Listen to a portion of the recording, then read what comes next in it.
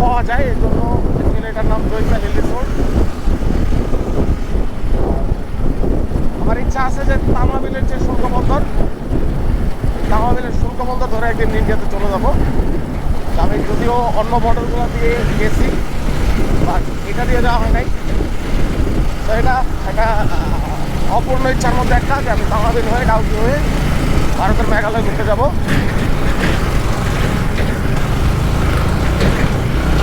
আজকে চলেন আপনাদের সাথে